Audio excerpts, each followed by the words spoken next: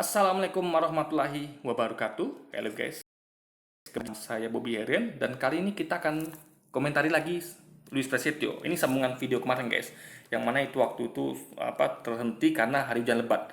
Jadi kan tidak kedengaran suara saya. Kita akan sambung ya. Jadi judulnya itu kan mualaf tersongong mau nggak Tuhan.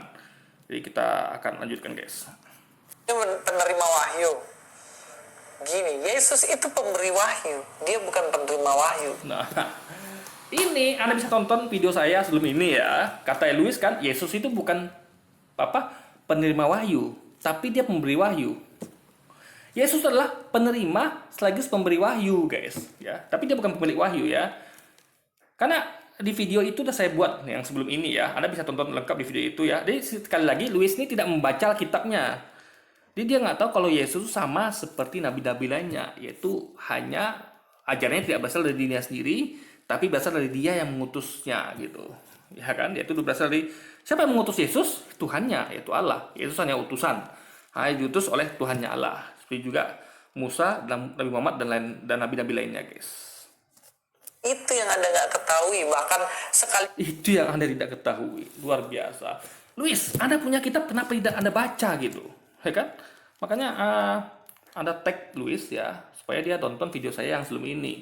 Itu saya paparkan lengkap dalilnya, guys. Kalau Yesus adalah penerima dan sekaligus penyampaikan wahyu yang diterimanya, ajaran yang diterimanya dari yang mengutusnya, guys. Jadi itu ajaran bukan dari dirinya sendiri, tapi berasal dari yang mengutusnya.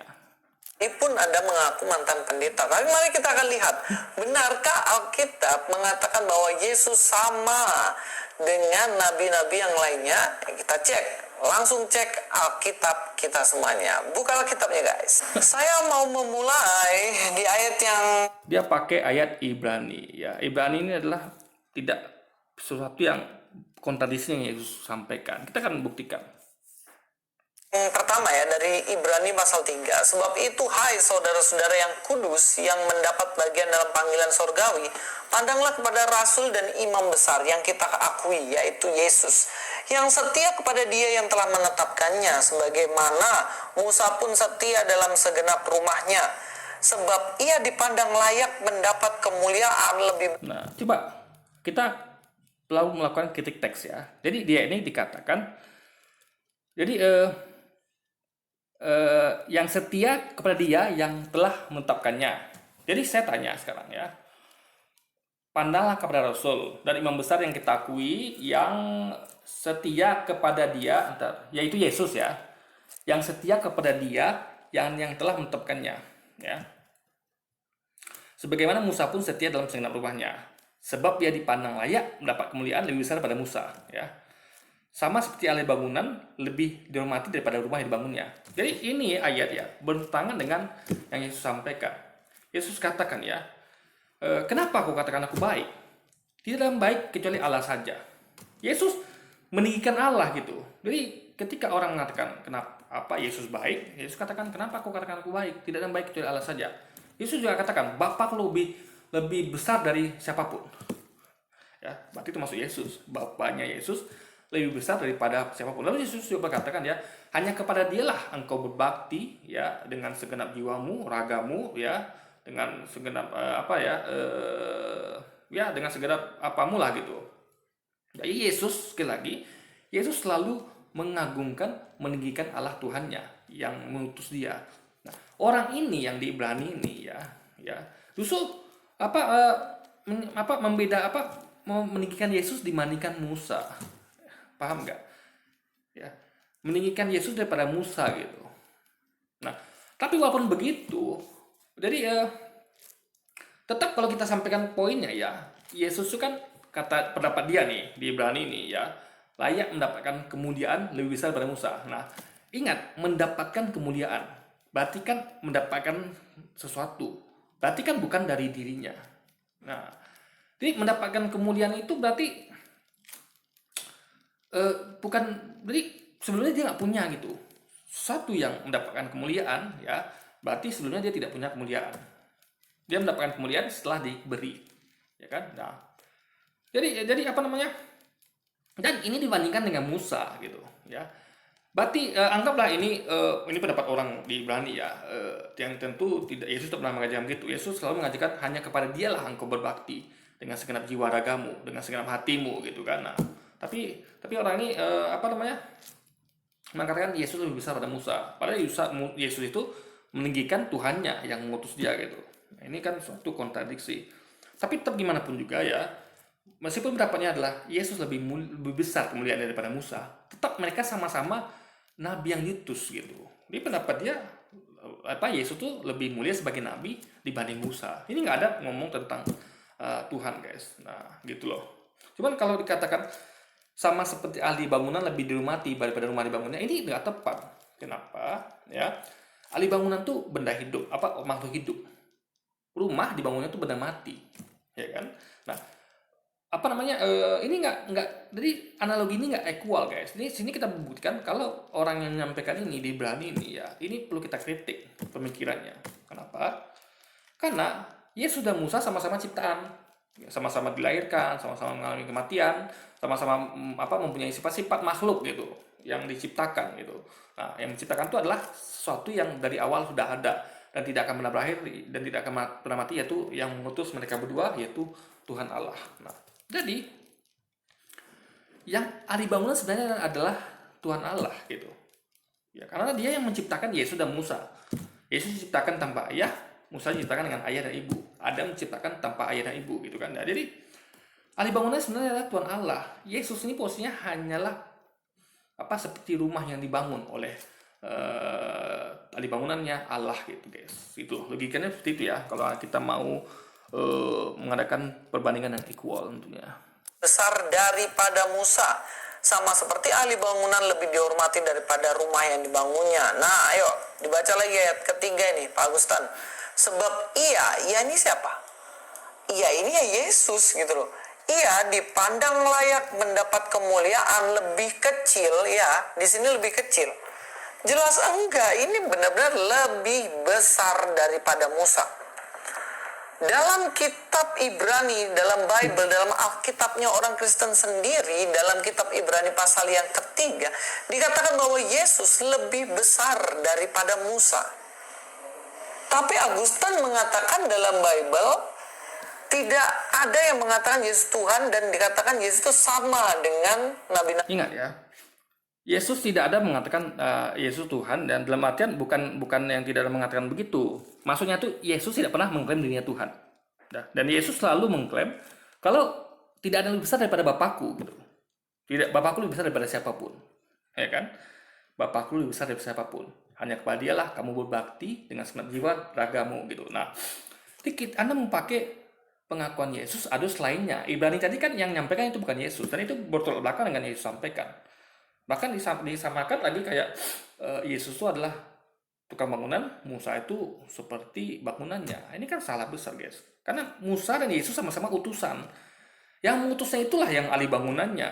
Musa dan Yesus itu hanyalah ciptaan. Jadi ketika ahli bangunan menciptakan rumah, jadi seperti itu. Itulah Tuhan Allah menciptakan Yesus dan Musa guys. Nabi lainnya. Nah ini berarti ini apa? Ini jelas pemelesetan fakta. Bagaimana dia mau menggugat Yesus? Dia sendiri. Nah, jadi yang digugat itu bukan Yesus sekali lagi ya, tapi ketuhanannya, hal-hal yang membuat mereka ini menjadikan dia Tuhan gitu guys. Itu yang dikritik. Bukan Yesus sebagai Tuhan ya. Nah, jadi lalu yang kedua lagi ya tadi bentar. Menyampaikan barang palsu ya, dia yang harus digugat sebenarnya. Tadi apa deh bentar ya guys ya.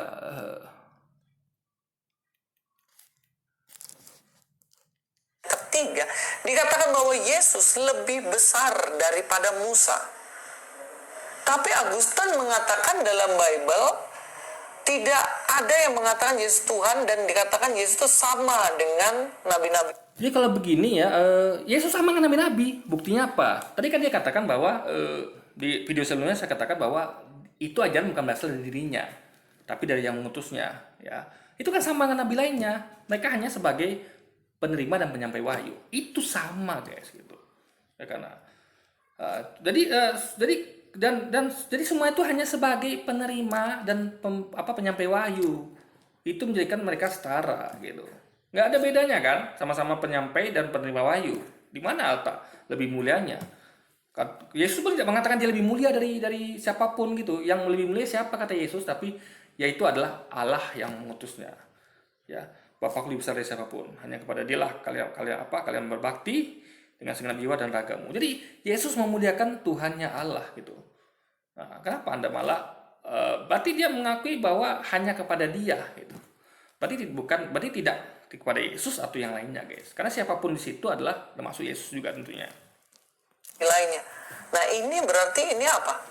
Ini jelas pemelesetan fakta. Bagaimana dia mau menggugat Yesus? Dia sendiri menyampaikan barang palsu, ya dia yang Ini Louis yang menyampaikan barang palsu ya. Dia katakan Yesus tadi sebagai pemberi wahyu. Padahal Yesus adalah penyampai wahyu, bukan pemberi wahyu ya. Pemberi wahyu itu adalah Allah yang mengutusnya. Karena ajaran itu kan berasal dari Tuhannya Allah gitu. Jadi sekali lagi, Louis ini yang melakukan pemalsuan gitu. Jadi dia tidak, karena mungkin dia tidak baca Alkitabnya, guys. Dia menuduh orang lain tidak baca Alkitab, sementara dia yang tidak baca Alkitabnya. harus digugat sebenarnya. Secara logika kan. Yang kita gugat adalah orang ini, ya Louis ya, yang menyampaikan ini juga yang tadi, ya siapa namanya yang di Ibrani itu kok yang disampaikan dia kok berbeda dengan Yesus sampaikan. Dia menyampaikan Yesus lebih mulia daripada Musa, sementara Yesus katakan Bapakku lebih besar dari siapapun.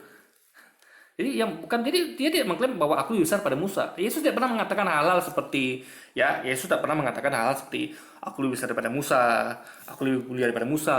Jadi aku seperti ahli bangunan, selain aku atau Musa adalah seperti bangunan yang dibangun oleh ahli bangunan. Jadi Yesus tidak pernah menyampaikan hal ini gitu, dan itu kontradiksi dengan yang disampaikan oleh di Ibrani tadi. Nah, jadi sesuatu yang disampaikan yang berbeda dengan yang Yesus sampaikan itu perlu digugat, guys. Kenapa kok bisa Anda menyampaikan sesuatu yang berbeda dengan yang Yesus ucapkan?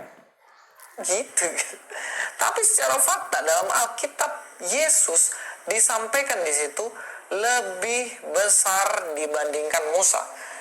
Jadi itulah buktinya kalau Alkitab itu kontradiksi, ya kan? Jadi ada penulis Alkitab yang berbeda pandangan dan dalil dengan dalil yang disuapkan oleh Yesus sendiri gitu, guys. Musa adalah nabi yang sangat-sangat dihormati oleh orang-orang Israel, dan di sini sendiri kitab Ibrani mengatakan Yesus lebih besar daripada yang namanya Musa. Nah, sementara bukti lain ya, bagi yang penulis tadi yang Ibrani tadi kan katanya Yesus lebih mulia daripada Musa. Faktanya orang Yahudi lebih memuliakan Musa daripada Yesus. Itu fakta yang terjadi. Ya, dia ada banyak pendapat ya. Ya namanya manusia. Ada manusia di Ibrani yang berpendapat kalau Yesus lebih mulia daripada Musa. Bahkan dia menyamakan Yesus dengan ahli bangunan. Musa itu adalah bangunannya. Padahal nggak mungkin analogi begitu. Karena keduanya sama-sama utusan cuman, ya kan? Keduanya pun sama-sama nabi, makhluk hidup. Bukan seperti ahli bangunan yang makhluk hidup dan bangunan yang bangunnya benda mati, guys. Itu aja sudah perlu kita kritik gitu. Nah, jadi banyak yang tidak memuliakan Yesus di orang Yahudi. Mereka justru lebih memuliakan Musa, guys. Ya, jadi makanya jangan berpegang pada pendapat manusia, baik di Ibrani maupun orang-orang Yahudi, tapi berpeganglah pada ucapan Yesus. Ya, ketika Yesus katakan Bapakku lebih besar dari siapapun, hanya kepada Dia kamu berbakti, ya. Dengan segenap jiwa, ya, raga, itulah yang kita ikuti. Kita ikuti kata-kata Yesus dan kita tinggalkan kata-kata selain Yesus yang bertentangan dengan yang Yesus pernah ucapkan, guys. Lalu apa kesimpulannya? Ya kesimpulannya Yesus itu bukan nabi biasa, dia bukan manusia biasa. Yesus bukan nabi biasa, bukan manusia biasa. Tetap saja, walaupun bukan nabi biasa, bukan manusia biasa, tetaplah dia seorang nabi. bukan suatu manusia luar biasa, nabi luar biasa lalu jadi Tuhan. Guys, ini luar konteks. Tuhan itu bukanlah manusia luar biasa. Tuhan itu bukanlah nabi yang luar biasa. Tuhan tetaplah Tuhan. Seorang nabi yang luar biasa tidak akan pernah jadi Tuhan. Itu logika sederhana. Manusia luar biasa tidak akan pernah jadi Tuhan. Makanya Allah menyampaikan di Alkitab itu ya, kepada siapa kamu hendak menyamakan, mengumpamakan, membandingkan sehingga kami sama. Apakah kepada manusia yang luar biasa Apakah pada nabi luar biasa? Tidak. Tidak ada, berarti itu sama dengan Allah pengen mengatakan bahwa tidak ada yang sama serupa sebanding seumpama denganku gitu. Itu yang kita perlu ketahui. Jadi Allah itu tidak ada sebanding dengan dia, guys. Maka Yesus katakan Bapakku lebih besar dari siapapun. Ingat, poinnya adalah siapapun. Berarti tidak kecuali dengan Yesus sendiri. Jadi Bapaknya itu, ya Allah itu lebih besar dari siapapun. Hanya kepada dialah kamu berbakti dengan segenap jiwa, raga, dan hatimu. Hanya kepada dia, guys. Bukan kepada manusia luar biasa ini, bukan kepada nabi luar biasa ini, tidak, guys. Dan ingat, kalau kita teliti ya, guys ya, apa yang membedakan Yesus dengan nabi-nabi lainnya? Mereka sama-sama punya mukjizat loh. Mukjizat Yesus adalah menyembuhkan orang sakit, menghidupkan orang mati. Musa bisa belah lautan, bisa menyembuhkan orang sakit. Nabi Muhammad tuh ada lagi dalil mengatakan dia membelah bulan, ya. Mukjizat Al-Quran dan nabi-nabi lain juga gitu kan. Nah, sama-sama dilahirkan, sama-sama mengalami kematian, sama-sama butuh makan, minum, tidur, istirahat, dan lain sebagainya. Nah, sama-sama ajarannya bukan berasal dari dirinya, tapi dari dia yang mengutusnya mereka ini gitu. Nah, jadi apa yang membedakan mereka ini semua sama, guys, sama-sama utusan, sama-sama penyampai wahyu yang diterimanya gitu. Ya. Jadi meskipun mereka luar biasa di mata orang Kristen, tentu Yesus lebih luar biasa daripada Musa. Di mata umat Islam, Muhammad itu lebih luar biasa daripada Yesus. Tapi ya, luar biasa apapun itu, tetap kita semua harus percaya pada semua nabi, dan kita tidak boleh membeda-bedakan mereka, ya, karena mereka sama-sama manusia luar biasa. Nabi-nabi itu luar biasa, guys. Jadi nabi-nabi itu sudah luar biasa. Kenapa? Karena ya, nabi itu bukanlah orang biasa, guys. Nabi itulah manusia pilihan, orang yang dipilih Tuhan untuk diutusnya gitu. Nah, jadi orang yang sudah diutus Tuhan aja, dipilih Tuhan untuk diutus itu sudah jadikan dia orang yang luar biasa. Kalau tidak, dia tidak mungkin disebut luar biasa, ya kan? Coba, bisa nggak semua orang jadi nabi? Enggak, guys. Nabi itu dia harus punya keistimewaan, punya akhlak yang baik, punya berarti nabi itulah tentu orang-orang yang patuh pada Tuhan gitu. Makanya dan mereka diberi mukjizat gitu. Jadi intinya adalah nabi itu adalah manusia pilihan, manusia luar biasa. Tapi tidak menjadikan mereka Tuhan, guys. Jadi salah besar kalau Anda menjadikan seseorang itu yang luar biasa, ya, atau nabi yang biasa itu menjadi Tuhan. Itu sudah salah kaprah, udah membentur tembok Anda, guys. Kan nabi biasa, dia bukan manusia biasa, ya dia itu Tuhan gitu. Jadi kalau ada manusia luar biasa, nabi luar biasa, itu artinya Tuhan. Wah, ini asumsinya pemikirannya guys? Ini aneh bagi saya gitu. Jadi kalau ada orang yang mengklaim nabi yang lebih luar biasa daripada nabi lainnya, itu berhak jadikan Tuhan gitu. Kok bisa ya lompat dari nabi yang luar biasa menjadi Tuhan itu? Ini gimana logikanya, guys? Dalam Yohanes 3 ayat yang ke-30 dikatakan, ia harus makin besar tetapi aku harus makin kecil. Ini yang mengatakan siapa? Yang mengatakan Yohanes Pembaptis. Nah, jadi sekali lagi yang disampaikan Yohanes ini ya ini antara dia dengan Yesus, ya. Jadi dia sampaikan Yesus harus makin besar, dia makin kecil. Mungkin dia menganggap Yesus itu harus lebih memuliakan Yesus. Tapi ingat, Yesus mengatakan ya, Bapakku lebih besar daripada siapapun. Ya, hanya kepada dialah kau berbakti dengan segenap jiwa, raga. Jadi Anda boleh saja memuliakan Yesus, silakan. Sebagai nabi nggak ada masalah. Ya, saya memuliakan beliau sebagai nabi. Saya mencintai beliau, saya memuliakan beliau. Tapi hanya sebatas nabi. Tapi saya ikuti perintah beliau, yaitu hanya kepada dia. Jadi dia menunjuk Yesus ini kepada dia yang jauh lebih besar daripada dia, daripada Yesus sendiri, guys. Jadi sah-sah saja seorang seorang itu menghormati gurunya, tapi ingat gurunya tuh ada guru lagi gitu, guys. Nah, jadi gurunya tuh mengatakan kamu harus menghormati dia, yaitu guruku gitu. Berarti kita menghormati guru kita sah-sah saja, tapi guru kita itu menghormati gurunya yang lebih tinggi lagi gitu, guys. Nah, ketika Yesus menyampaikan Bapakku besar dari siapapun, kita harus ikut dia. Jadi ketika Anda berusaha untuk membesarkan Yesus, Anda harus jauh lebih membesarkan yang mengutusnya, ya. Paham ya logikanya, ya? Dia adalah nabi, dia adalah rasul, dia adalah orang yang mempersiapkan jalan bagi Yesus. Dia mengungkapkan bahwa biarlah Yesus lebih besar. Jadi nabi, Yohanes adalah nabi rasul, Yesus juga nabi rasul gitu. Sama saja mereka kan. Paham ya logikanya? Dan aku kecil. Masa di Alkitab nggak pernah bilang bahwa Yesus itu lebih besar dan dikatakan Yesus sama aja dengan nabi yang lainnya, dan bukti itu dipakai untuk menggugat Yesus? Ada lagi mimpi. Sekarang kita Ingat ya, apa namanya? Yohanes ini kan menganggap semacam kayak apa ya, hubungan dengan Yesus kan seperti antara nabi senior dan junior. Jadi semacam kayak ya sebagai nabi, sama nabi itu Yohanes lebih menganggap Yesus lebih besar dari dirinya gitu kan. Nah, sementara Yesus menganggap bahwa Allah lebih besar daripada siapapun gitu. Jadi apa namanya ya? Setiap nabi itu akan menghormati nabi lainnya gitu. Jadi mereka itu tidak pernah memuliakan dirinya, paham ya? Nabi itu tidak pernah memuliakan dirinya. Jadi Yohanes di sini memuliakan Yesus, Yesus memuliakan Allah gitu kan. Jadi apa namanya? Jadi kalau Anda memuliakan Yesus, Anda harus catat Yesus memuliakan siapa, ya kan? Nah, jadi kita harus sampai kepada muaranya guys dari semua ini. Ini wajar dan nabi saling menghormati biasa itu, ya saling memuliakan nabi itu biasa. Karena gimana pun ya, bahkan sama apa ya, sama ulama apapun pemuka agama itu juga saling apa memuliakan gitu. Itu biasa. Jadi bukan berarti Anda memuliakan sesuatu berarti Anda tuhankan gitu. Kecuali kalau Yesus jelas memuliakan Tuhan itu berarti dia memuliakan Allah, memang dia menuhankan. Karena dia katakan tidak ada bandingan alias Bapa lebih besar dari siapapun. Tapi kalau Yohanes kan hanya membandingkan dia dengan Yesus gitu. Kok Yesus tidak membandingkan Allah dengan semuanya guys. Yesus katakan hanya kepada dialah gitu. Kan Yohanes tidak pernah mengatakan hanya kepada Yesus lah kalian berbakti, kan tidak, ya kan?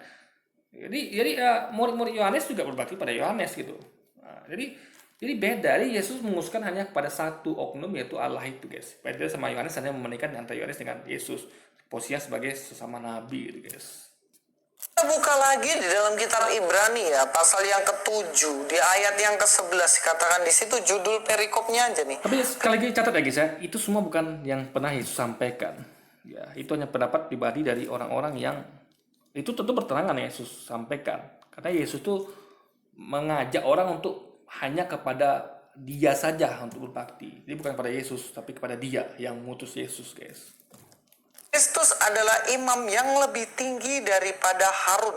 Ayat 11, karena itu andai kata oleh imamat Lewi telah tercapai kesempurnaan, sebab karena imamat itu umat Israel telah menerima Taurat, apakah sebabnya masih perlu seorang lain ditetapkan menjadi imam besar menurut peraturan Melkisedek, dan yang tentang dia tidak. Coba kita baca baik-baik ya. Kristus adalah imam yang lebih tinggi daripada Harun. Jadi posisi Yesus dengan Harun itu sama-sama imam gitu. Dan biasa memang ada imam lebih tinggi, imam lebih rendah, tapi gimana pun mereka hanyalah tempat sebagai imam. Imam adalah ciptaan. Ya, ingat imam itu bukan pencipta guys. Imam itu ciptaan. Ya. Nah, karena itu andai kata oleh imamat Lewi telah capai kesempurnaan, sebab karena imamat itu umat Israel telah menerima Taurat, ya. Jadi ini ngomong tentang imamat, tapi faktanya kita tidak ikut imamat, guys. Ya, imamat itu mengharamkan babi, ya, mengharamkan apa namanya, mengajarkan sunat gitu, hukum cerai, tapi kita tidak ikut imamat. Nah, apakah sebabnya masih perlu seorang lain ditetapkan menjadi imam besar menurut peraturan Melkisedek, dan yang tentang dia tidak dikatakan menurut peraturan Harun? Sebab jikalau imam berubah, dengan sendirinya akan berubah pula hukum Taurat itu. Nah, fakta kan imam tidak berubah, hukum Taurat tidak berubah. Nah, jadi intinya adalah di sini kita tidak menjelaskan kalau Yesus itu adalah Tuhan hanya karena dia dianggap sebagai imam yang lebih tinggi daripada Harun, gitu guys. Sama-sama imam kan, sama-sama ciptaan. Tidak dikatakan menurut peraturan Harun. Dan dikatakan di situ ayat 22, demikian pula Yesus adalah jaminan dari suatu perjanjian yang lebih kuat dan dalam jumlah yang besar. Mereka telah menjadi imam karena mereka dicegah oleh maut untuk tetap menjabat imam. Nah, jadi di sini ya, demikianlah pula Yesus adalah jaminan. Ntar saya pindah-pindah ke sini karena tulisannya mengganggu nih guys. Apa bukan tulisan ya, apa video saya mengganggu. dari suatu perjanjian yang lebih kuat, dan dalam jumlah yang besar mereka telah menjadi imam. Ingat, mereka sama-sama imam sekali lagi. Jadi dengan menunjukkan ini, Louis membuktikan sebenarnya kalau Yesus adalah imam seperti Harun. Jadi bukan Tuhan, guys, hanya imam. Jadi makanya sekelas Harun, guys, gitu loh. Hanya mungkin dia imam yang lebih dihormati. Karena imam juga ada yang lebih dihormati dan lebih orang tuh nganggap biasa kayak kita nih. Ulama kita nih yang kita anggap sebenarnya ya, kita nggak boleh membeda-bedakan ulama, tapi tetap ada imam yang lebih tinggi. Karena gimana ya? Karena bahkan sama ulama pun ikut ulama yang lebih tinggi gitu. Mereka dan ulama pun ada ulama favorit juga. Itu biasa. Manusia tuh memfavoritkan menganggap lebih tinggi ulama lain itu biasa. Tapi gimana pun tetap semua ulama ini atau yang Yesus sampaikan itulah sama kayak Yesus sampaikan bahwa Bapakku lebih besar dari siapapun. Jadi gimana pun semuanya itu menganggap ulama lain yang besar. Yesus tetap mengajarkan bahwa sebesar apapun kalian ya, Bapakku lebih besar dari siapapun gitu loh, guys. Tetapi karena ia tetap selama-lamanya imamatnya tidak dapat beralih pada orang lain. Ini Yesus. Yesus lebih tinggi dari Imam Harun. Dia lebih tinggi dari Musa. Dikatakan dia lebih tinggi dari Yohanes Pembaptis. Dikatakan Yesus lebih tinggi dari Imam Harun yang Ingat, itu semua pendapat dari orang ya, bukan dari ucapan Yesus. Dan itu biasa. Seorang tuh meninggikan orang lain itu biasa, tapi tetap ikat kata Yesus ya. Bapakku lebih besar daripada siapapun. Ya. Ingat, itu kuncinya di situ. Jadi orang boleh saja, misal gini deh, kayak kita nih ulama ya, saya tahu benar guys ya, ulama-ulama kita itu ya memfavoritkan imam besar Habib Rizik Syihab, makanya dilabeli sebagai imam besar umat Islam Indonesia, imam besar, berarti imam yang paling tinggi Habib Rizik Syihab atau HRS. Nah, saya tahu betul ulama kita banyak memfavoritkan, memuliakan Habib Rizik Syihab. Pertama, dia cucu kandung Nabi. Kedua, dia dianggap mampu menyatukan umat Islam Indonesia di acara 212. Dan juga pemikirannya itu sangat hebat sekali. Nah, kita tahu banyak ustaz-ustaz memuliakan beliau, menganggap beliau lebih mulia, seperti Ustaz Hadi Hidayat, Ustaz Abu Somad, dan Ustaz Husnur, dan ustaz lainnya. Tapi tetap saja, Habib Rizik Syihab akan mengatakan bahwa Allah yang lebih tinggi, yang lebih besar dari siapapun. Jadi sama seperti yang Yesus ucapkan bahwa Bapakku lebih besar dari siapapun. HRS juga akan mengatakan bahwa Allah lebih tinggi dari siapapun. Bahkan dia akan mengatakan Nabi Muhammad itu lebih tinggi daripada aku, Nabi Muhammad gitu. Karena dia cuma cucu, ya, sama-sama pendakwah, sama-sama menyampaikan wahyu dari Allah ya. Bedanya Nabi Muhammad menerima wahyu lalu disampaikan kepada kita melalui para ulama. Tapi tetap lagi yang memberi wahyu itu adalah Allah. Nabi Muhammad hanya penerima dan menyampaikan wahyu. Begitu juga dengan ulama-ulama kita, guys. Gitu loh. Jadi kita harus berpegang. Jangan ketika ada ustadz mengatakan Habib Rizik itu lebih mulia imam besar Islam Indonesia misalnya, lalu Anda lupa dengan kata Habib Rizik, misalnya Habib Rizik mengatakan bahwa Allah yang tidak ada tandingannya gitu, imam itu jauh lebih mulia daripada kita. Jadi itu harus dipegang, guys, kata-kata orang yang dimuliakan itu. Apalagi Yesus figur utama, apa yang diucapkan itu yang berlaku. Jadi ketika Yesus mengatakan bahwa Bapakku bisa dari siapapun, itu yang Anda pegang. Jadi orang-orang boleh-boleh sah-sah saja memuliakan Yesus, tapi Yesus sendiri memuliakan Bapaknya, guys. Itu poinnya. Kan Harun adalah imam tertinggi bagi orang Israel. Satu lagi saya mau sampaikan dalam Ibrani pasal yang pertama ayat yang ini ketika katanya Harun kan imam tinggi bagi bangsa Israel. Tapi faktanya Yesus tidak diakui, guys. Yesus tidak diakui oleh oleh imam-imam besar Yahudi. Jadi kalau Anda lihat fakta ya, itu kan hanya tulisan. Tapi fakta yang berlaku berbeda pada tulisan. Ketika tulisannya begitu, mereka yang nulis ini menganggap bahwa Yesus lebih mulia, lebih tinggi daripada Imam Harun. Faktanya petinggi Yahudi tidak memuliakan Yesus, guys. Ya, Harun lebih mulia di mata mereka. Jadi antara fakta dan yang tertulis itu beda 180 derajat. Apalagi kalau dengan yang Yesus ucapkan, beda lagi. Ketika mereka memuliakan Yesus, Yesus memuliakan Allah, guys, yang mengutusnya. Gitu loh. 5, lihat di situ judul perikopnya juga, anak Allah lebih tinggi daripada malaikat-malaikat. Karena kepada siapakah di antara malaikat-malaikat itu pernah ia mengatakan, anakku engkau telah Jadi sekali ini adalah pendapat yang bukan Yesus ucapkan, guys. Jadi kita hanya berpegang pada Yesus yang Yesus ucapkan. Yesus tidak pernah mengatakan bahwa dia lebih mulia daripada malaikat. Nah, pernah Yesus ngomong seperti itu kan? Makanya kita tetap berpegang. Kalau Yesus tidak pernah ucapkan, ya kita jangan kita percaya begitu saja, guys. Peranakan pada hari ini, dan aku akan menjadi bapaknya dan ia akan menjadi anakku. Dan ketika ia membawa pula anaknya yang sulung ke dunia, ia berkata, semua malaikat Allah harus menyembah dia. Ingat ya, menyembah bukan berarti menuhankan. Ini harus kita paham, guys ya. Adam itu disembah sujud menyembah para malaikat. Allah perintahkan, sujudlah kalian kepada Adam. Ya, itu bukan sujud menyembah dalam artian Tuhan sebagai Tuhan, tapi menyembah penghormatan.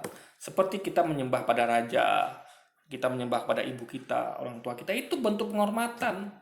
Dia lebih daripada kita, bukan berarti Tuhan. Ya, nah, lalu mengenai poin anak bapa, ya, bapa dan anak, ingat, bapa dan anak tuh, anak bukanlah bapa bukanlah anak. Ya, sekali lagi, bapa bukan anak bukan bapa. Nah, kalau Anda ngomong tentang anak-anak Allah, itu kita semua anak-anak Allah, bukan hanya Yesus saja gitu. Cuman Yesus adalah anak yang istimewa, manusia yang luar biasa, nabi yang luar biasa. Bukan nabi yang luar biasa, nabi itu semua nabi itu luar biasa. Karena tidak semua orang jadi nabi gitu. Hanya manusia luar biasa lah yang jadi nabi, guys. Malaikat Allah harus Jadi ketika malaikat Allah itu menyembah Yesus, ya, sama seperti malaikat Allah menyembah Adam, guys. Yaitu nenek moyang Yesus, nenek moyang kita gitu. Jadi perkara ini bukan menjadikan Yesus Tuhan. Sekali lagi, kalau lah poin ini menyebut menjadikan Yesus Tuhan, maka Adam juga Tuhan harusnya, ya kan? Tapi kan tidak begitu. Mbah dia Yesus, dan Yesus lebih tinggi dari malaikat. Kalau dari malaikat aja kita manusia lebih tinggi daripada malaikat. Ya, bukan hanya Yesus, kita semua lebih tinggi daripada malaikat. Asalkan kita beriman dan bertakwa kepada Allah, ya. Ingat, malaikat diciptakan tanpa hawa nafsu, kita dengan hawa nafsu. Dalam artian kita lebih susah, karena kita tuh punya ujian, malaikat tidak diuji. Jadi malaikat sama seperti kayak robot. Anda bayangkan ada suatu tempat praktek atau apapun itu PT, ya, untuk mengerjakan sesuatu tuh ada robot-robot. Nah, robot-robot itu kan diprogram sehingga tidak mungkin membuat kesalahan, kecuali yang memprogramnya itu nggak becus, nggak benar gitu, sehingga robot itu nggak kesalahan. Tapi kalau sesuai programnya benar, ya, misalnya saya pembuat robot, saya program robot sesuai bekerja, itu robot itu tidak akan membuat kesalahan karena sudah diprogram dengan benar gitu. Jadi robot itu bisa Anda uji, ya, ada uji dengan, ayo robot, ayo kita main game, ayo robot kita bisa sejenak, ayo robot kita bolos, nggak bisa. Robot itu akan bekerja dengan programnya.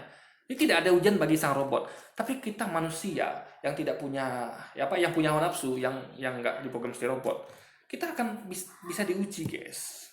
Jadi ketika ada robot nih, ya, bekerja dengan seharusnya, itu orang bilang, wajar kok itu robot. Tapi kalau ada orang yang bekerja dengan luar biasa bagus, orang akan muji. Dia hebat ya mengelola nafsunya, dia bisa tidak tergoda dengan teman-temannya lihat tuh pada bolos kerja, pada masa-masa dia tetap rajin, kan dipuji, guys. Robot tidak dipuji, manusia dipuji. Nah, sama kayak malaikat tuh seperti robot yang diprogram yang tidak punya nafsu.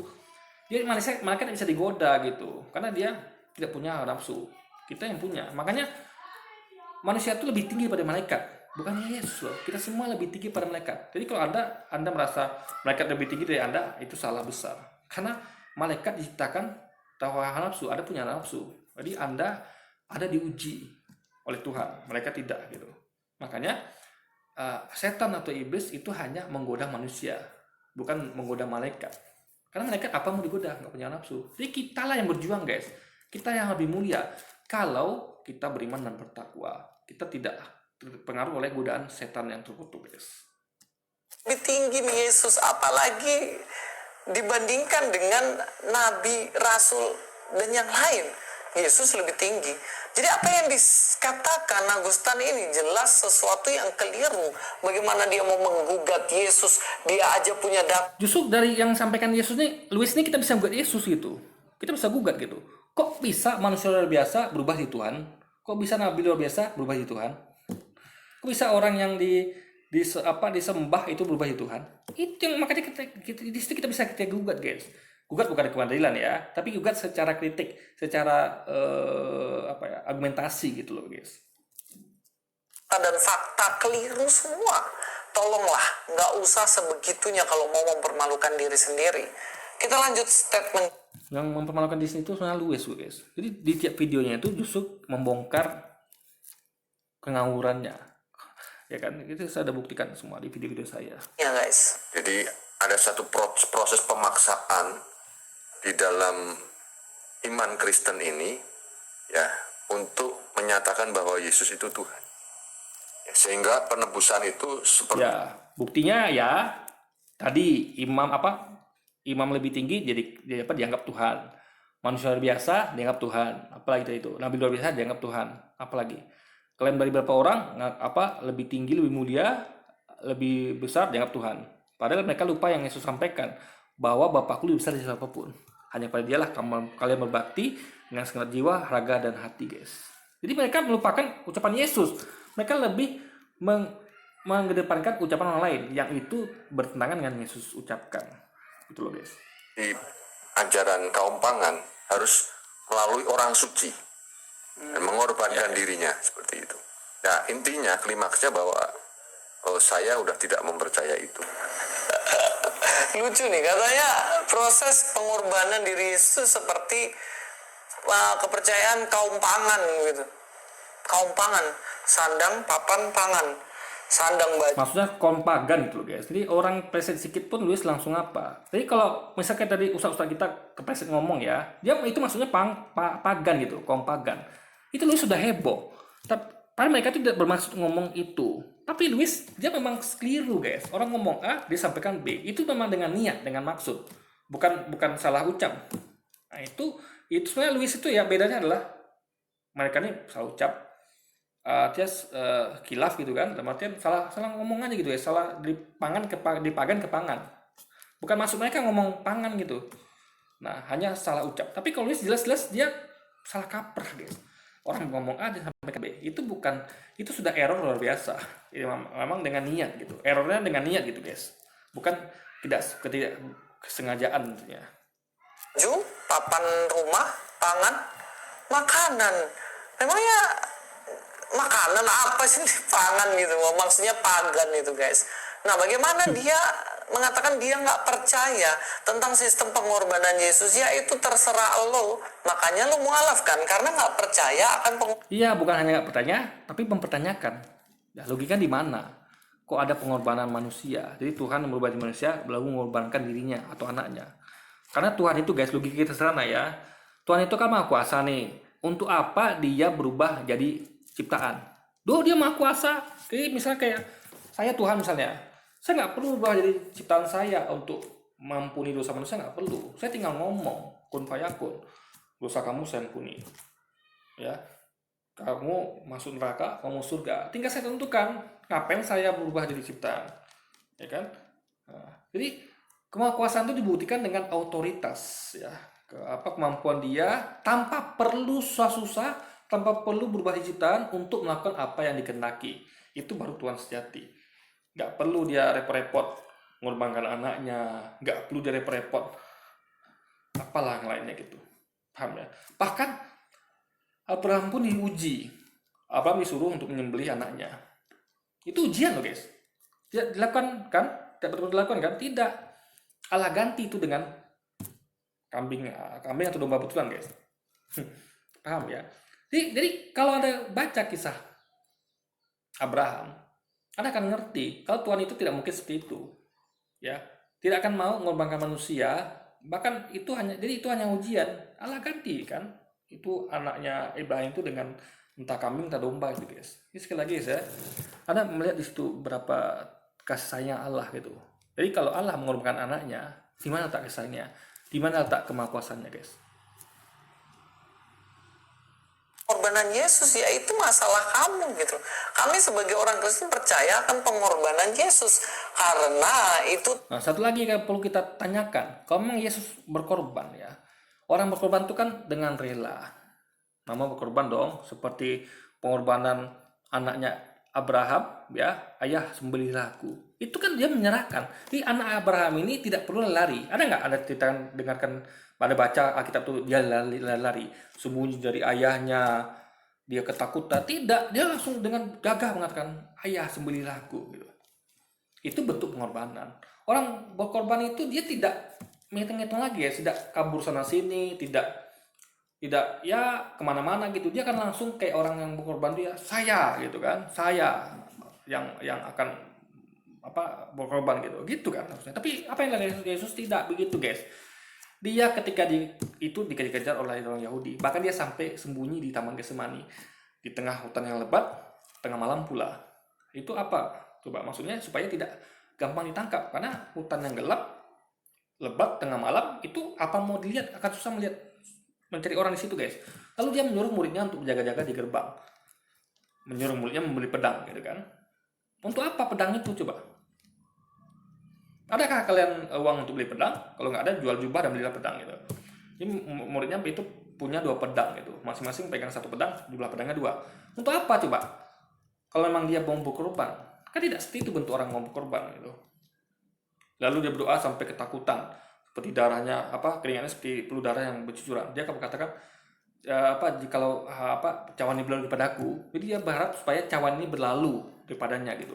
Seperti yang engkau kehendaki, bukan engkau kehendaki. Jadi meskipun cawan itu dia pengen berlalu, ujian itu pengen berlalu, dia pengen seperti yang Allah kehendaki, bukan dia kehendaki. Dalam artian gini, dia berharap semoga dia berlalu. Tapi kalau memang kamu kehendaki aku harus mati, ketangkap ya sudah gitu. Tapi kalau bisa ya dia pengen cawan ini berlalu gitu, paham ya? Jadi ini maksudnya adalah jikalau cawan ini alias ujiannya berlalu, ya seperti yang kau kendaki, bukan aku kendaki. Dalam artian dia pengen mengatakan bahwa dia pengen ini berlalu. Tapi kalau nggak bisa, ya sesuai dengan yang kau kendaki lah. Jadi bukan dengan yang aku kendaki gitu. Jadi apapun itu dia pasrah terhadap apapun keputusan dari Tuhannya gitu loh. Meskipun dia pengen selamat gitu loh, guys. Itulah logikanya. Ini bukan bentuk orang yang mau berkorban, ya. Dan di situ lihat Yesus salah kalkulasi, ya. Anda bayangkan ya, kan muridnya sudah pegang pedang itu, jaga-jaga di gerbang. Ternyata dia salah perkiraan. Orang Yahudi datang bersama dengan tentara Romawi. Dia tahu kalah jumlah, dia tahu nanti muridnya akan terluka, akan bahaya gitu. Makanya dia mengalah dan menyuruh muridnya untuk jatuhkan pedang kalian. Jadi kalau nggak ada perlawanan kan aman gitu. Jadi hanya cukup Yesus yang dibawa gitu. Murid-muridnya selamat. Tapi kalau waktu dia muridnya melawan, bisa-bisa korbannya juga muridnya gitu, guys. Akan banyak jatuh korban gitu. Itu artinya Yesus salah dalam kalkulasi, ya. Berarti dia itu bentuk dari ketidaktahuan dia. Karena kalau dia tahu, dia tidak perlu melakukan itu. Dari awal dia sudah tahu. Oh, nanti nih orang Yahudi akan datang sama tentara Romawi nih. Jadi tidak perlu dia menyuruh muridnya beli pedang. Toh pedang itu tidak tergunakan gitu. Ini bentuk bahwa Yesus tuh cumanlah manusia biasa yang nggak tahu apa yang akan terjadi. Dia tidak tahu kalau orang Yahudi itu akan datang bersama tentara Romawi. Ya, kalau dia tahu, ya karena tadi ini bolak-balik, guys, ya. Untuk apa dia menyuruh muridnya beli pedang? Toh tidak juga digunakan gitu, guys. Dan juga dia katakan cawan ini berlalu sesuai dengan kehendakmu, bukan dengan kehendakku. Artinya dia tidak tahu kehendakmu itu, ya, tuannya dia tuh tidak tahu kehendak tuannya. Makanya dia serah lah gitu kan. Aku cuma pasrah, kehendakku akan sesuai dengan kehendakmu gitu. Berarti sudah ada 2 kehendak yang berbeda, kehendak Yesus dan kehendak tuannya yang dia tidak ketahui gitu, guys. Tertulis di dalam Alkitab. Masa kita percaya kepada pengorbanan binatang yang menghapuskan dosa, sedangkan pengorbanan dari Allah sendiri yang menjadi manusia kita nggak percaya? Nah, beda, guys, ya. Kalau pengorbanan binatang itu memang Allah perintahkan. Anda baca di Alkitab itu ya, banyak ayat mengatakan Allah menyuruh untuk mempersembahkan korban bakaran yang wangi gitu. Wanginya tuh membuat Allah senang gitu. Allah perintahkan gitu. Nah, yang diperintahkan adalah makhluk ciptaannya, guys. Yang memang halal untuk dimakan. Ingat ya. Yang halal itu kan di imamat itu kita bisa baca ya. Binatang-binatang halal. Yang diharam itu tentu manusia. Itu haram lah, guys. Orang makan manusia itu haram. Babi, apalagi. Yang haram itu. Jadi ada halal, ada haram. Jadi kenapa dikorbankan sesuatu yang haram gitu? Dalam sejarah saja ya, Allah ketika menyuruh untuk mengorbankan Ismail atau Isa anggap gitu kan, siapapun itu ya, itu tetap digagalkan. Itu hanya ujian, ica-ica, pura-pura gitu, guys. Ujian kepada Ibrahim gitu. Di Allah itu tidak pernah mau mengorbankan manusia gitu, guys. Yang makanya dikorbankan adalah hewan. Kenapa? Karena memang hewan itu diciptakan untuk konsumsi manusia. Paham ya? Hewan itu diciptakan untuk konsumsi manusia. Ikan, apalagi kambing, domba, itu semua untuk konsumsi manusia, kecuali yang haram tentunya. Apalagi manusia, guys. Gitu loh. Jadi kalau ada Tuhan yang mengorbankan manusia, ya, itu apa namanya? Kalau hewan wajar, memang dia untuk konsumsi. Ya, hewan-hewan yang untuk konsumsi ya, saya ngomong ya, saya ngomong tentang hewan-hewan yang bukan untuk konsumsi. Yang haram tidak, gitu guys. Itu bisa menebus dosa kita, please deh. Dalam kitab Ibrani juga dikatakan bahwa Yesus itu kurban yang sempurna. Dalam Ibrani pasal 10 di ayat yang pertama dan perikopnya itu tertulis persembahan yang sempurna. Ini siapa? Yesus. Kenapa begitu? Di ayat 10 dikatakan, dan karena kehendaknya inilah kita telah dikuduskan satu kali untuk selama. Jadi yang Ibrani ini tidak semua ide semuanya bertentangan dengan kata Yesus. Yesus katakan ya, Yesus tidak pernah ngomong tentang pengorbanan manusia, tidak pernah. Pengorbanan bahwa anaknya akan disalib dan dibunuh, dikorbankan, tidak pernah, guys. Bahkan dia katakan ya, akan terjadi meminta suatu tanda dariku. Aku tidak memberikan mereka selain tanda Yunus. Seperti Yunus tinggal 3 hari 3 malam dalam perut bumi, dalam perut ikan, begitu juga anak manusia akan tinggal 3 hari 3 malam dalam perut bumi. Ini kejadian waktu penyaliban. Penyaliban itu sekitar 2 hari 2 malam, guys ya.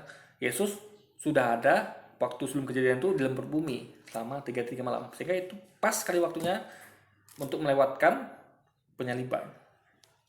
Ya kan? Yesus itu tinggal di perut bumi. Tinggal itu hidup. Seperti Yunus tinggal dalam perut ikan, Yesus juga begitu. Tinggal Allah simpan dia dalam perut bumi 3 hari 3 malam, guys. Gitu loh, guys. Namanya oleh persembahan tubuh Yesus Kristus. Apakah ini tradisi kaum pagan? Ya enggak. Kalau Kaum pagan itu mengorbankan manusia, guys. Ingat, kaum pagan adalah kaum yang suka mengorbankan manusia. Ya. Mana paham nggak sih ya? Salah besar loh, guys, kalau mengorbankan manusia itu. Contoh kisah Abraham. Tuhan hanya menguji Ibrahim, bukan betul-betul melakukannya. Tapi yang Tuhan betul-betul perintahkan adalah korban bakaran hewan. Yang halal ya. Maka saya katakan ya, hanya orang-orang pagan yang mengorbankan manusia. Ingat. Ya. Anda banyak lihat sekte sesat kan?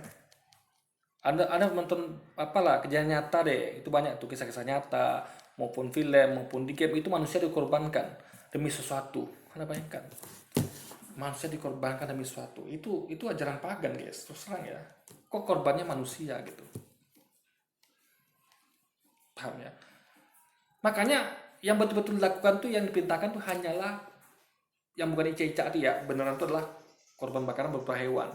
Karena memang hewan diciptakan untuk jadi konsumsi manusia. Tapi manusia bukanlah untuk konsumsi manusia, guys. Bukanlah. Makanya ya, jangan untuk mengorbankan manusia. Ya. Menyakiti manusia aja nggak boleh gitu, guys. Ya. Menyakiti. Kalau Tuhan benar ya, Tuhan yang real itu ya, itu dia akan mengajarkan untuk tidak boleh menyakiti manusia. Kecuali ada sebabnya. Misalnya kayak membunuh manusia itu membunuh manusia lainnya, itu halal darahnya karena dia telah membunuh manusia lainnya gitu. Itu balasan setimpal gitu. Masa Anda membunuh manusia tidak dihukum mati? Ya kan, apalagi pembunuhan berencana, itu kan tidak adil namanya. Coba keluarga Anda dibunuh, lalu orang itu keliaran gitu, bebas, kan nggak adil. Orang itu harusnya mendapatkan hukuman mati untuk menebus nyawa dari anggota keluarga Anda yang dibunuh gitu, guys. Itulah keadilan gitu. Orang akan menerima setimpal perbuatannya. Itulah keadilan. Jadi orang itu nggak bisa seenaknya aja hidup di dunia, guys. Ada konsekuensi dari semua perbuatannya. Nah, itu baru adil namanya. Nah, ada sebabnya. Makanya, tapi kalau ada manusia yang tidak bersalah dikorbankan, itu ajaran apa namanya?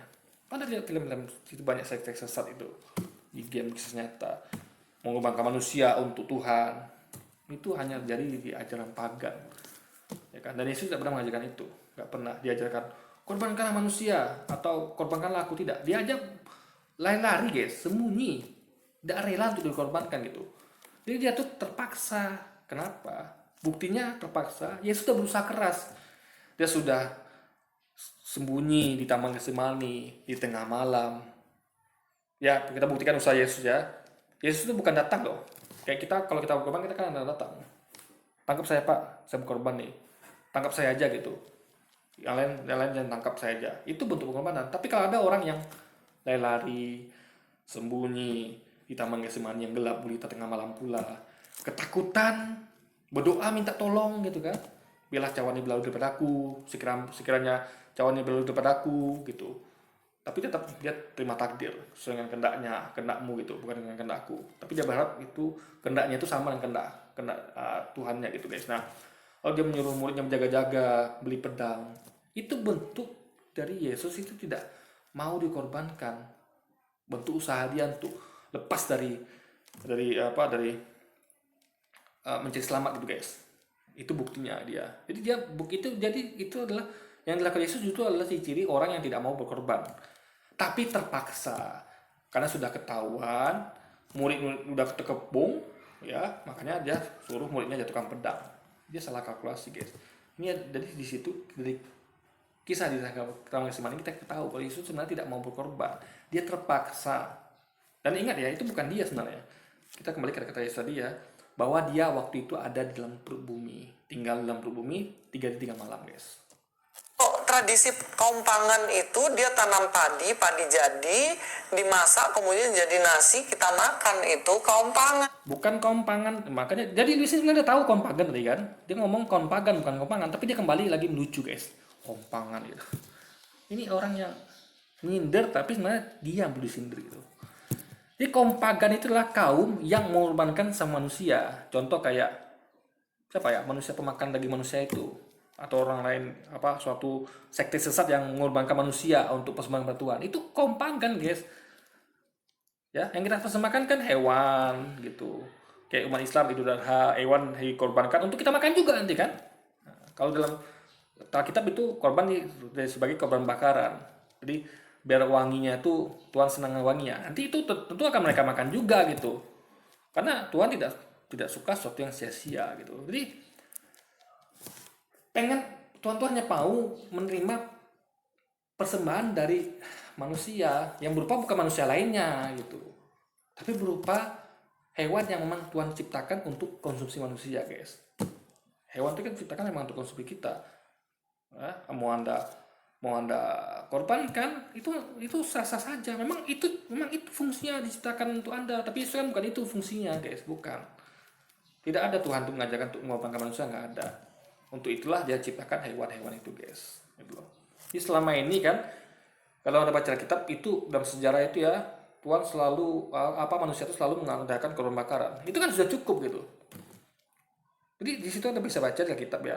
Banyak itu terjadi umat manusia itu melakukan korban bakaran berupa hewan tadi. Karena itu yang Tuhan perintahkan dan itu sudah cukup gitu. Jadi wanginya hewan tadi itu sudah membuat hati Tuhan senang gitu. Kalau Anda baca Alkitab. Ini untuk apa lagi? Sampai jauh ke manusia gitu guys. Karena manusia diciptakan bukan untuk dikorbankan, tapi hewan-hewan itu memang untuk dikorbankan guys, gitu loh guys. Memang untuk konsumsi manusia gitu kan. Nah kalau kaum Pagan bagaimana? Ya gue nggak tahu kaum Pagan bagaimana. Tapi kalau di sini jelas dikatakan bahwa Kristus Yesus itu mengorbankan diri, itu memang tertulis dalam Alkitab dan itu bukan tradisi kaum Pagan. Itu adalah persembahan yang sempurna yang dilakukan oleh Allah sendiri. Iya, kalau persembahan manusia itu adalah kaum Pagan lakukan. Kaum Pagan itu mempersembahkan manusia kepada Tuhan guys. Ya, kalau kaum beragama tidak ada baca Alkitab itu mereka bukan mempersembahkan manusia, tapi mereka mempersembahkan hewan bakaran guys, gitu loh. Melalui Yesus Kristus, tipologinya udah disampaikan dari Kejadian. Jadi ketika Abraham saja itu diuji, disuruh membeli anaknya, kan nggak jadi. Itu bukti Tuhan tuh hanya menguji, nggak beneran guys, gitu loh. Yang mana di situ Tuhan mengorbankan binatang untuk kulitnya dipakai baju untuk Adam dan Hawa. Dan ini jelas-jelas Pak Agustan nggak ngerti sekalipun. Iya kan hewan, bukan manusia guys, hewan gitu. Makanya hewan udah cukup gitu. Makanya Adam kan dipintakan. Jadi Jadi makanya Adam dan semuanya itu ya sebelum Yesus datang tuh mengorbankan hewan udah cukup gitu. Itulah perintah Tuhan dan itu udah membuat Tuhan senang. Apalagi yang jadi untuk korban makan hewannya Tuhan senang gitu. Tuhan tuh untuk lebih guys, sampai mengorbankan manusia enggak. Bahkan itu hanya Ica gitu, pura-pura. Ibrahim di tes untuk korbankan manusia. Karena anaknya itu manusia tuh. Ishak atau Ismail itu manusia. Tapi kan itu kan cuman pura-pura guys. Faktanya Allah ubah itu dengan kambing itu domba. Itu bukti kalau Allah tuh hanya menginginkan korban hewan, bukan korban manusia. Kalau Allah betul-betul menginginkan korban manusia, makanya anaknya Ibrahim itu tidak akan diubah jadi kambing atau domba. Diganti kan? Diganti guys gitu. Itu logika berpikirnya. Ya mantan pendeta. Ya, mudah-mudahan ini bisa mencerahkan kita ya. Kita nggak mudah tersesat, terombang-ambing dengan penyesatan-penyesatan. Wow, dengan penyesatan. Justru yang sampaikan Ustaz Agustin tadi itu sudah benar gitu. Nah, Luis di video dia ini kita lagi membuktikan kalau Luis ini banyak yang jadi tidak paham gitu. Dia tidak paham tentang ketuhanan dengan Tuhan itu dia nggak bisa bedakan guys gitu, dan juga hal-hal lainnya. Abad ini apalagi dengan embel-embel menggugat Yesus Kristus. Nah, ini jelas konyol. Sampai ketemu di video selanjutnya. Jadi gini ya, menggugat itu adalah kita menggugat orang ini kan nggak pernah ngomong gitu. Kok ada orang lain ngomong gitu? Jadi misal gini, kalau Islam tuh gampang ini guys ya. Kita kan semua kan ikut pada apa kata Nabi Muhammad. Nabi Muhammad tuh ngomong A, B, C, D. Itu kita ikuti. Nah, ketika ada orang-orang yang ngomong beda dengan Nabi Muhammad, misalnya ada orang yang kayak misalnya nih, Buya Syakur dia mengatakan bahwa agama Islam bukan agama yang sempurna. Nabi Muhammad adalah pendusta atau pembohong. Itu kan nggak sesuai dengan apa yang Nabi Muhammad sampaikan. Nah, itu kita gugat Buya Syakur. Kita gugat argumentasinya gitu guys. Sama seperti ini, orang ini ngomong kan tidak sesuai dengan yang Yesus ucapkan. Nah, itu kita gugat. Kita nggak mungkin gugat yang Yesus ucapkan, nggak mungkin ya. Karena kita percaya pada Yesus. Yang kita gugat adalah orang-orang selain dia yang ngomong kontradiksi dan berbeda dengan Yesus ucapkan. Yesus ucapkan Bapakku lebih besar daripada siapapun, mereka mengatakan Yesus lebih besar daripada Harun daripada Musa. Kan beda gitu guys. Jadi sekali lagi ya, sebenarnya yang digugat poinnya adalah orang-orang ini ya, yang menuhankan Yesus itu digugat. Jadi bukan menggugat Yesusnya, bukan menggugat oknum Yesusnya, tapi hal-hal yang membuat orang ini menuhankan dia. Dalil-dalil yang mereka ucapkan. Karena tadi kan Yesus manusia luar biasa, lebih tinggi daripada Harun, Musa, nabi luar biasa, itu jadikan mereka jadikan itu Yesus Tuhan. Itu kita gugat. Pemikiran Anda nih yang kita gugat. Bukan Yesus sebagai oknum, enggak ada masalah, enggak ada salah dengan Yesus. Semua ucapannya benar. Tapi orang-orang ini yang berkata tidak sesuai dengan Yesus sampaikan dan mengatakan apa yang tidak Yesus katakan, itu yang kita gugat. Gugatnya tentu bukan ke pengadilan, tapi hanya berupa argumentasi. Yesus kan mengatakan ya guys ya, orang-orang yang menunjukkan kebohongan akan binasa. Apabila seorang nabi yang mengatakan apa yang pernah aku katakan atau aku katakan padanya, nabi terus mati guys. Makanya Yesus sampaikan jangan pernah berbohong, jangan pernah menyampaikan apa yang tidak pernah Yesus katakan atau ajarkan. Anda akan mati, gitu loh. Jadi kita percaya pada Yesus bukan kepada selainnya. Maka kita buat orang-orang ini dengan kayak saya buat video aja gitu. Ustaz juga buat video. Gak ada yang menyampaikan pengadilan, tidak ada. Siapa yang menyampaikan ke pengadilan coba? Lalu mengadukan Yesus sebagai peserta kita, kan tidak begitu. Dia membuat di sini adalah maknanya adalah ya adu argumentasi, itu saja guys. Jadi bukan seperti pikiran Luis ya, menggugat yang berarti gugat tentu harus ke pengadilan, tidak. Nggak semua gugatan itu masuk pengadilan guys. Gitu. Ya, mempertanyakan itulah bagian dari gugatan, menggugat itu. Oke? Jadi sekian dulu video kita kali ini guys. Sampai jumpa lagi di video-video selanjutnya dan wassalamualaikum warahmatullahi wabarakatuh guys.